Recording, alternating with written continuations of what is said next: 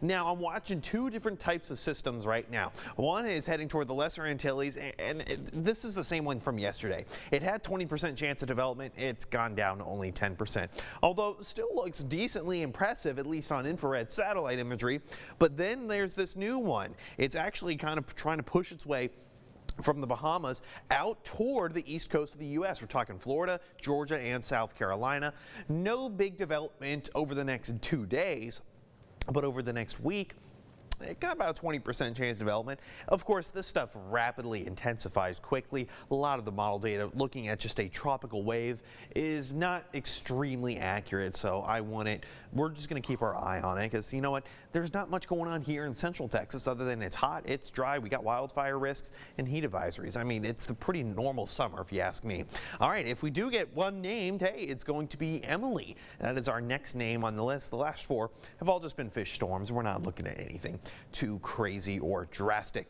All right, remember that front that came through yesterday or over the weekend brought some temperatures down to start off our morning? Well, it's starting to move back up to the north as a warm front.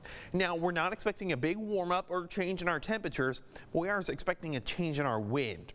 They're coming back from the south again, and it's increasing in speed a little bit. Now, not too terribly bad, breezy or gusty is what we saw last week, at least yet. And that's going to hold off to the later parts of the week. Well, we're going to keep our eye on it because actual air temperatures today, yeah, they're hitting about 102 degrees. Now, we do have that heat advisory in effect, most of which was for our western counties. It now does include the I-35 corridor, so we're going to keep our eye on it. We're talking air temperatures getting up to about 107 degrees, most of which will be near I-20 far to the north, but we're still going to watch it.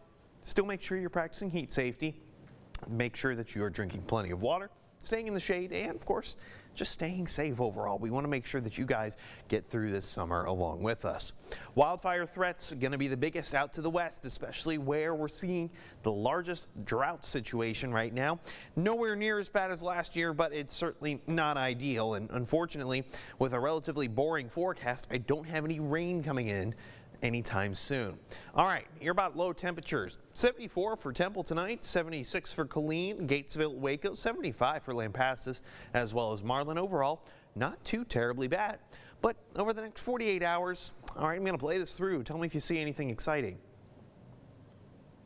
Yeah, that's right. There isn't anything exciting. We're just seeing that return of that southerly flow. So we're seeing basically plenty of sunshine, no clouds, and no rain. Unfortunately, that just looks to be the pattern over the next couple of days.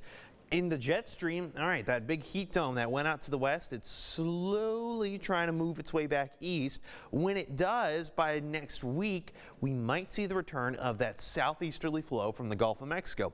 That may result in increased cloud cover and may bring back some rain chances, but looking at the 7-day, no, I don't see that coming in anytime soon. Just low triple digits and plenty of sunshine.